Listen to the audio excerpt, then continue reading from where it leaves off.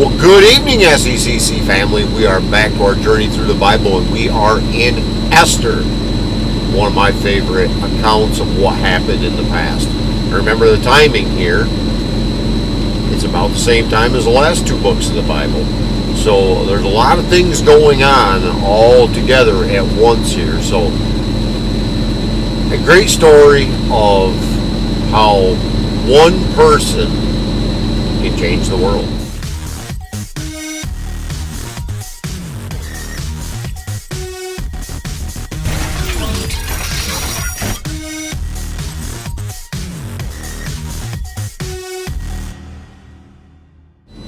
Chapter 1. Now in the days of Ahasuerus, who reigned from India to Ethiopia over 127 provinces, in those days when King Ahasuerus sat on his royal throne in Susa, the citadel, in the third year of his reign, he gave a feast for all the officials and servants, the army of Persia and Media, and the nobles and governors of the provinces were before him, while he showed the riches of his royal glory and the splendor and pomp of his greatness for many days, 180 days.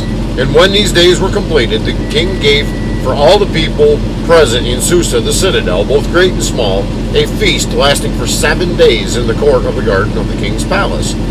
There were white cotton curtains and violet hangings fastened with cords of fine linen and purple to silver rods, and marble pillars, and also couches of gold and silver on a mosaic pavement of porphyry, marble, mother of pearl, and precious stones. Drinks were served in golden vessels of different kinds, and the royal wine was lavished according to the bounty of the king. And drinking was according to this edict. There is no compulsion, for the king had given orders to all the staff of his palace to do as each man desired. Queen Vashti also gave a feast for the women in the palace that belonged to King Ahasuerus. On the 7th day, when the heart of the king was merry with wine, he commanded Mehuman, Biztha, Harbona, Bigtha, and Abagtha, Zethar, and Carcass, the 7 eunuchs who served in the presence of King Ahasuerus, to bring Queen Vashti before the king with her royal crown, in order to show the peoples and the princes her beauty, for she was lovely to look at. But Queen Vashti refused to come to the king's command, delivered by the eunuchs. At this, the king became enraged, and his anger burned within him. Then the king said to the wise men who knew the times, for this was the king's procedure toward all who were versed in law and judgment, the men next to him being Karshina, Shethar, Admatha, Tarshish, Meres, Marsina, and Mamukin, the 7 princes of Persia and Media, who saw the king's face, and sat first in the kingdom, according to the law which is to be done to Queen Vashti, because she has not performed the command of King Ahasuerus, delivered by the eunuchs. Then Memucan said in the presence of the king and the officials, not only against the king has Queen Vashti done wrong, but also against all the officials and all the peoples who were in the province of King Ahasuerus. For the queen's behavior will be made known to all women, causing them to look at their husbands with contempt, since they will say, King Ahasuerus commanded Queen Vashti to be brought before him, and she did not come. This very day the noble women of Persia and Media who have heard of the queen's behavior will say the same to all the king's officials, and there will be contempt and wrath in plenty. If it please the king, let a royal order go out from him, and let it be written among the law of the Persians and the Medes, so that it may not be repealed, that Vashti is never again to come before King Ahasuerus, and let the king give her royal position to another who is better than she. So when the decree made by the king is proclaimed throughout all his kingdom, for it is vast, all women will give honor to their husbands, high and low alike. This advice pleased the king and the princes, and the king did as Memucan proposed. He sent letters to all the royal provinces, to every province in its own script, and to every people in its own language, that every man be master in his own household, and speak according to the language of his people. Chapter 2. After these things, when the anger of King Ahasuerus had abated, he remembered Vashti, and what she had done, and what had been decreed against her. Then the king's young men who attended him said, "Let beautiful young virgins be sought out for the king, and let the king appoint officers in all the provinces of his kingdom to gather all the beautiful young virgins to the harem in Susa, the citadel, under custody of Haggai, the king's eunuch, who is in charge of the women. Let their cosmetics be given them, and let the young woman who pleases the king be queen instead of Vashti." This pleased the king, and he did so. Now there was a Jew in Susa, the citadel, whose name was Mordecai, the son of Jair, son of Shimei, son of Kish, a Benjaminite, who had been carried away from Jerusalem among the captives carried away with Jeconiah, king of Judah, whom Nebuchadnezzar, king of Babylon, had carried away. He was bringing up Hadassah, that is, Esther, the daughter of his uncle, for she had neither father nor mother. The young woman had a beautiful figure and was lovely to look at. And when her father and her mother died, Mordecai took her as his own daughter. So when the king's order and his edict were proclaimed, and when many young women were gathered in Susa, the citadel, in custody of Haggai, Esther was also taken into the king's palace and put in custody of Haggai, who had charge over the women. And the young woman pleased him and won his favor, and he quickly provided her with her cosmetics and her portion of food, and with 7 chosen young women from the king's palace, and advanced her and her young women to the best place in the harem. Esther had not made known her people or kindred, for Mordecai had commanded her not to make it known. And every day Mordecai walked in front of the court of the harem to learn how Esther was and what was happening to her. Now when the turn came for each young woman to go in to King Ahasuerus, after being 12 months under the regulation for the women, since this was the regular period of their beautifying, 6 months with oil of myrrh and 6 months with spices and ointments for women. When the young woman went in to the king in this way, she was given whatever she desired to take with her from the harem to the king's palace. In the evening she would go in, and in the morning she would return to the second harem in custody of Shashgaz, the king's eunuch, who was in charge of the concubines.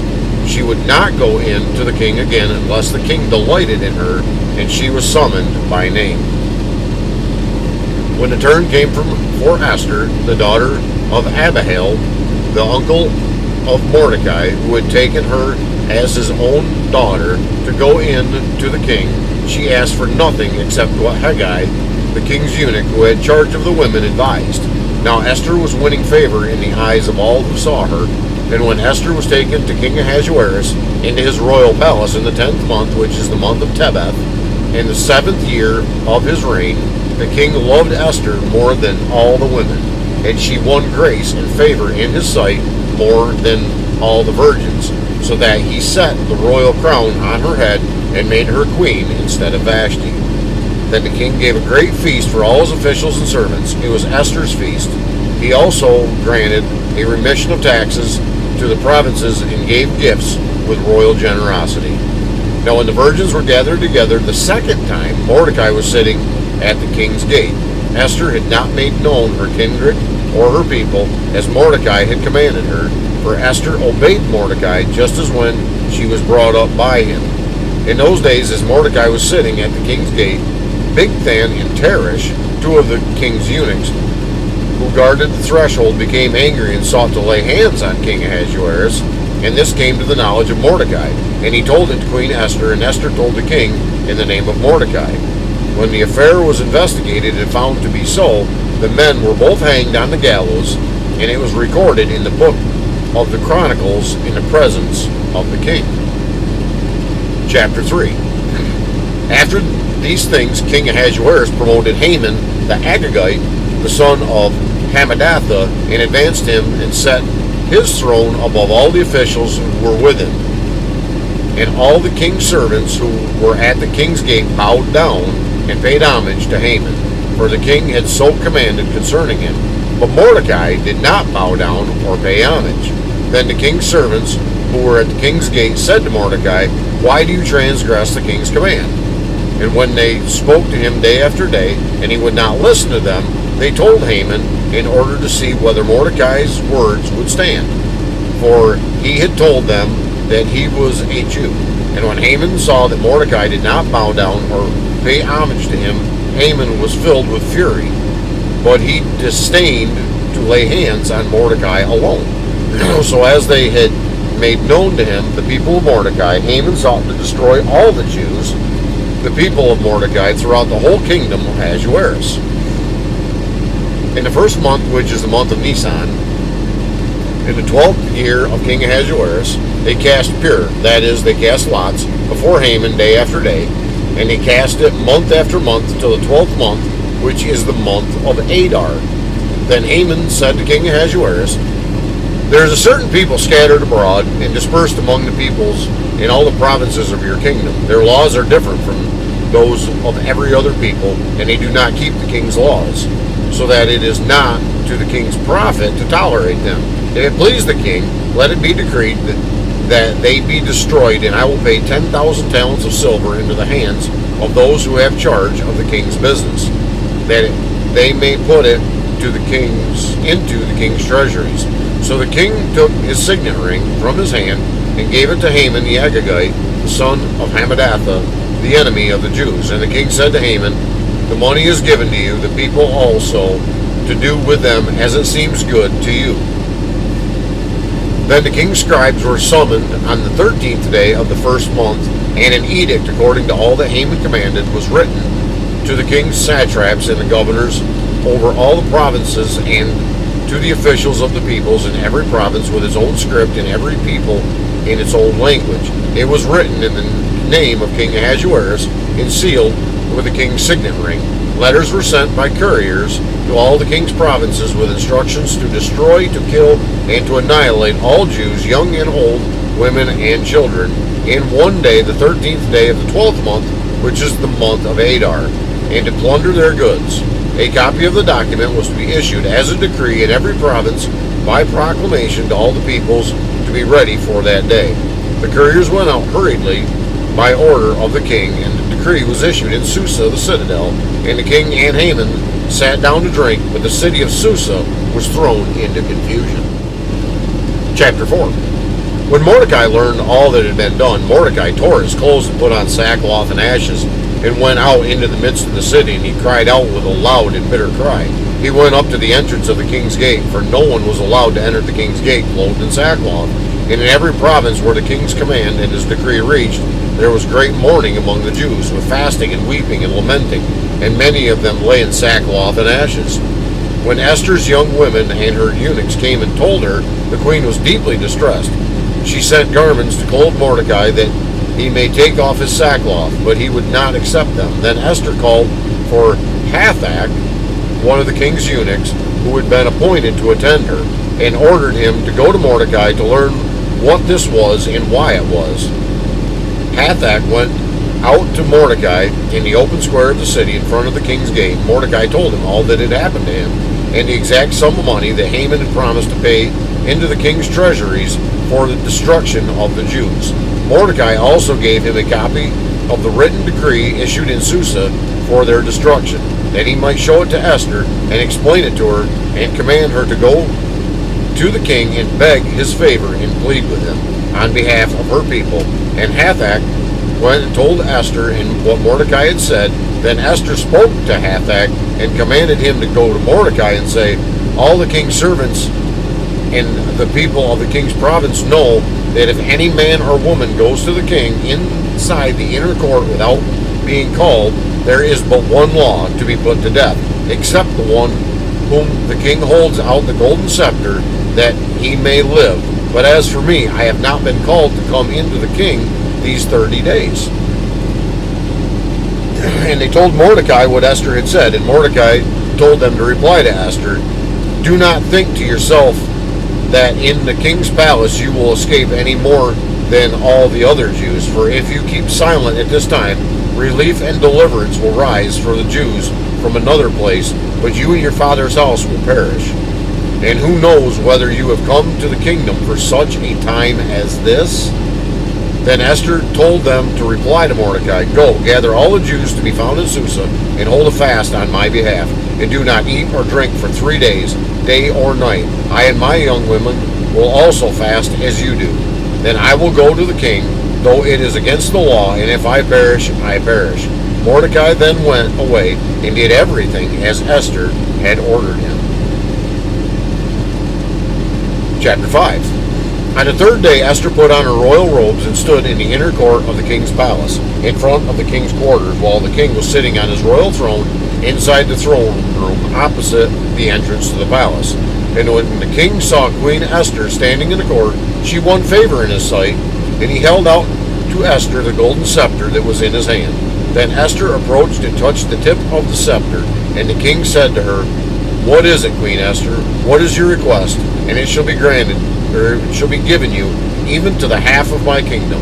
And Esther said, "If it please the king, let the king and Haman come today to a feast that I have prepared for the king." Then the king said, "Bring Haman quickly, so that he may do as Esther has asked." So the king and Haman came to the feast that Esther had prepared, and when they were drinking wine after the feast, the king said to Esther, "What is your wish? It shall be granted to you. And what is your request? Even to the half of my kingdom it shall be fulfilled." Then Esther answered, "My wish and my request is, if I have found favor in the sight of my king, and if it please the king to grant my wish and fulfill my request, let the king and Haman come to the feast that I will prepare for them, and tomorrow I will do as the king has said." And Haman went out that day joyful and glad of heart. For when Haman saw Mordecai in the king's gate, that he neither rose nor trembled before him, he was filled with wrath against Mordecai. Nevertheless, Haman restrained himself and went home, and he sent and brought his friends and his wife Zeresh, and Haman recounted to them the splendor of his riches, the number of his sons, all the promotions with which the king had honored him, and now he had advanced him above the officials and the servants of the king. Then Haman said, "Even Queen Esther, let no one but me come with the king to the feast she prepared. And tomorrow also I am invited by her together with the king. Yet all this is worth nothing to me, so long as I see Mordecai the Jew sitting at the king's gate." Then his wife Zeresh and all his friends said to him, "Let a gallows 50 cubits high be made, and in the morning tell the king to have Mordecai hanged upon it.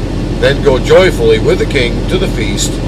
This idea pleased Haman, and he had the gallows made.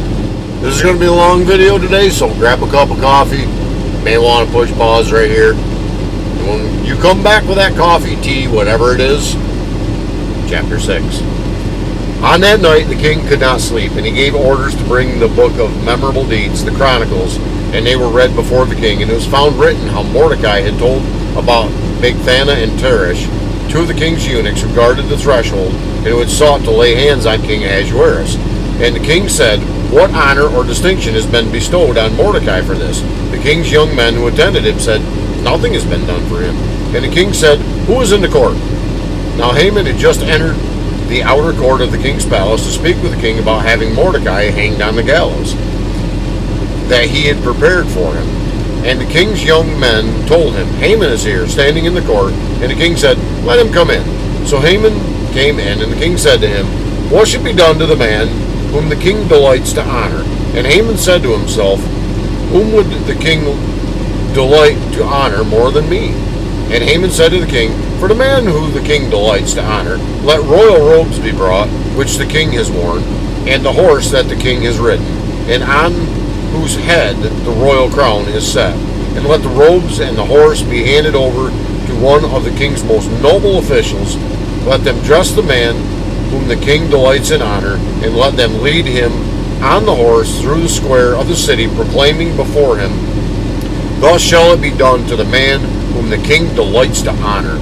Then the king said to Haman, "Hurry, take the robes and the horse, as you have said, and do so to Mordecai the Jew, who sits at the king's gate. Leave out nothing that you have mentioned." Well, Haman took the robes and the horse, and he dressed Mordecai and led him through the square of the city, proclaiming before him, "Thus shall it be done to the man whom the king delights to honor." Then Mordecai returned to the king's gate, but Haman hurried to his house, mourning and with his head covered. And Haman told his wife Zeresh and all his friends everything that had happened to him. Then his wise men and his wife Zeresh said to him, If Mordecai, before whom you have begun to fall, is of the Jewish people, you will not overcome him, but you will surely fall before him. While they were yet talking with him, the king's eunuch arrived and hurried to bring Haman to the feast that Esther had prepared. Chapter 7. So the king and Haman went in to feast with Queen Esther, and on the second day, as they were drinking wine after the feast, the king again said to Esther, What is your wish, Queen Esther? It shall be granted to you. And what is your request? Even to half of my kingdom it shall be fulfilled. Then Queen Esther answered, If I have found favor in your sight, O king, and if it please the king, let my life be granted me for my wish, and my people for my request. For we have been sold, I and my people, to be destroyed, to be killed, and to be annihilated. If we had been sold merely as slaves, men and women, I would have been silent, for our affliction is not to be compared with the loss to the king. Then the king Ahasuerus said to Queen Esther, Who is he, and where is he, who has dared to do this?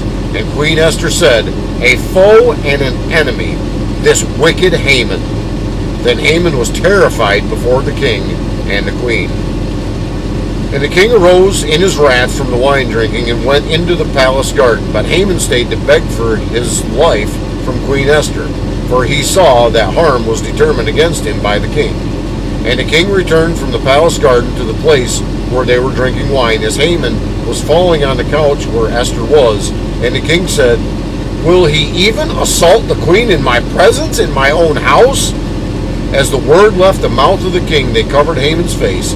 Then Harbona, one of the eunuchs in attendance on the king, said, Moreover, the gallows that Haman has prepared for Mordecai, whose word saved the king, in standing at Haman's house 50 cubits high.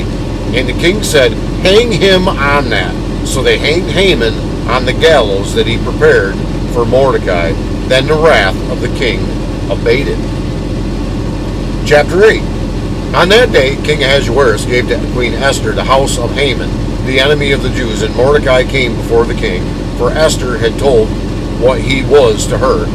And he took off his signet ring, which he had taken from Haman, and gave it to Mordecai, and Esther and Mordecai over the house of Haman. Then Esther spoke again to the king. She fell at his feet and wept and pleaded with him to avert the evil plan of Haman the Agagite and the plot that he had devised against the Jews. When the king held out the golden scepter to Esther, Esther rose and stood before the king. And she said, If it please the king, and if I have found favor in his sight, and if this thing seems right before the king, and I am pleasing in his eyes, let an order be written to revoke the letters devised by Haman the Agagite, the son of Hammedatha, which he wrote to destroy the Jews who were in the provinces of the king. For how can I bear to see the calamity that is coming to my people? Or how can I bear to see the destruction of my kindred?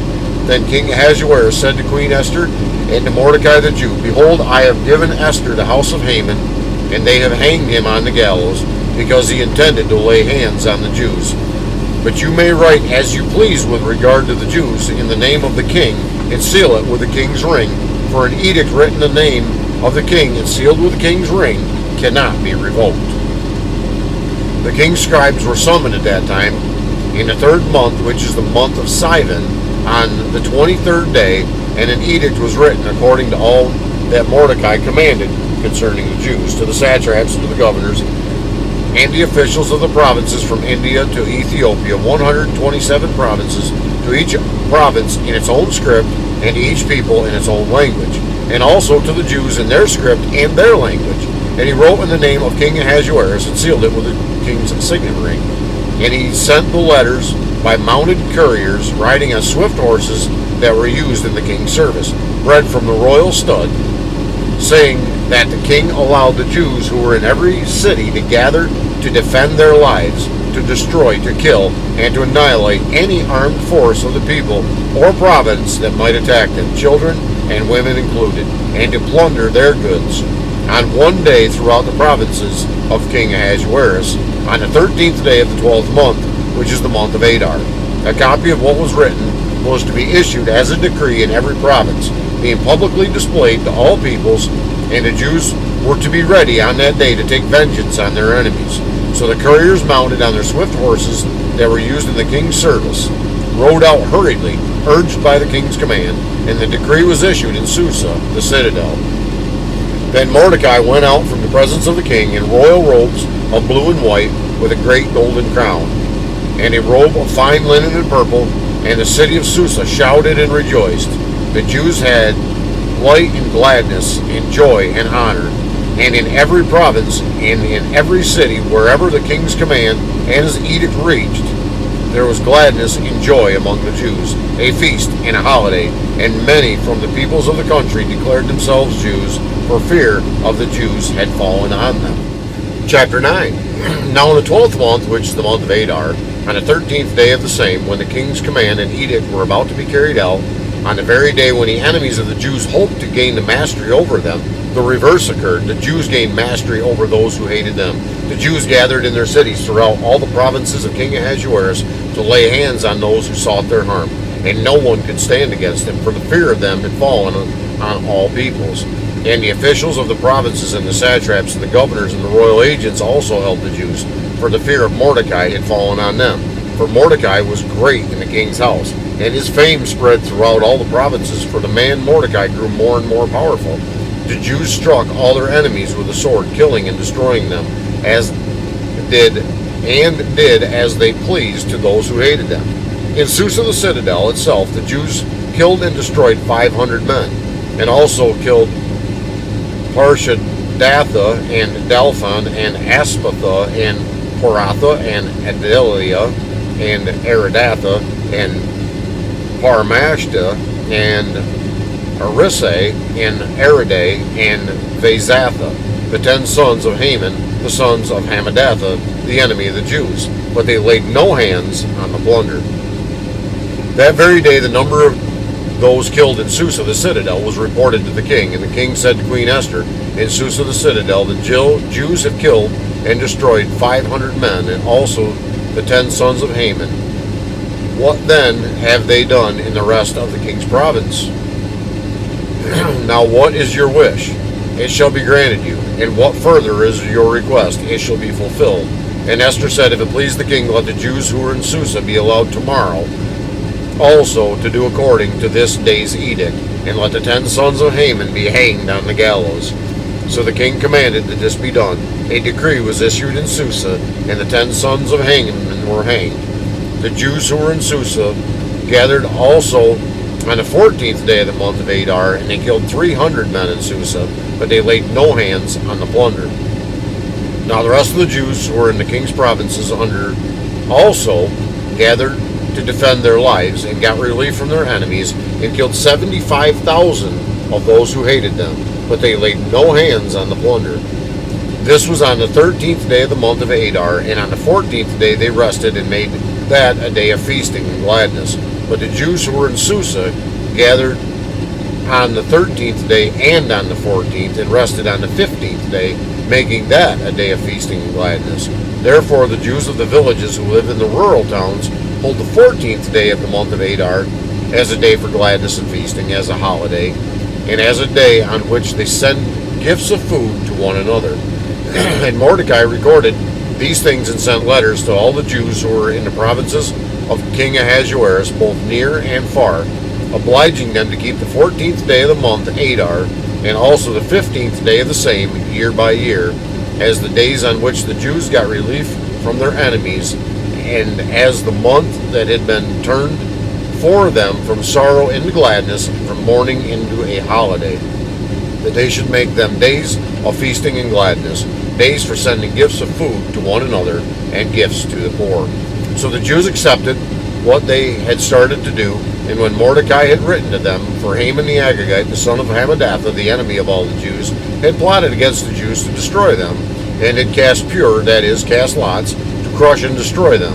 But when it came before the king, he gave orders in writing that this evil plan that he had devised against the Jews should return on his own head, and that he and his sons should be hanged on the gallows. Therefore they called these days Purim, after the term pure. Therefore, because of all that was written in the letter and of what they had faced in this manner, and of what had happened to them, the Jews firmly obligated themselves and their offspring and all who joined them, that without fail they would keep these 2 days according to what was written, and at the time appointed every year, that these days should be remembered and kept throughout every generation, in every clan, province, and city, and that these days of Purim should never fall into disuse among the Jews, nor should the commemoration of these days cease among their descendants. Then Queen Esther, the daughter of Abihail, and Mordecai the Jew gave full written authority, confirming the second letter about Purim. Letters were sent to all the Jews, to the 127 provinces of the kingdom of Ahasuerus, in words of peace and truth, that these days of Purim should be observed at their appointed seasons, as Mordecai the Jew and Queen Esther obligated them, and as they had obligated themselves and their offspring with regard to their fasts and their lamenting. The command of Esther confirmed these practices of Purim, and it was recorded in writing. Chapter 10. King Ahasuerus imposed tax on the land and on the coastlands of the sea, and all the acts of his power and might, and the full account of the high honor of Mordecai, to which the king advanced him, are they not written in the book of the Chronicles of the kings of Media and Persia? For Mordecai the Jew was second in rank to King Ahasuerus, and he was great among the Jews and popular with a multitude of his brothers, for he sought the welfare of his people and spoke peace to all his people. It's going to wrap up our reading today, and it's also going to wrap up Esther. A little bit long of a video, but an account like this, I don't see how we can stop in the middle of it, honestly. We've got to read through the entire thing. And I just wanted to say to you, you may think you might be insignificant in this world. Queen Esther was an insignificant Jew, had come out of captivity with Mordecai, no parents, no nothing. She was faithful to God. Because of being faithful to God, God used her. And he used her literally to save the Jewish nation. So you may think you're small, but you are not small. Just like Esther, you were made for just the time as this, just like she was. Think about that, and I'll be praying for you to step up and step out in faith to do God's will. And until we get together again tomorrow, I would ask that the Lord would richly bless you. Yes, you have a great and godly day.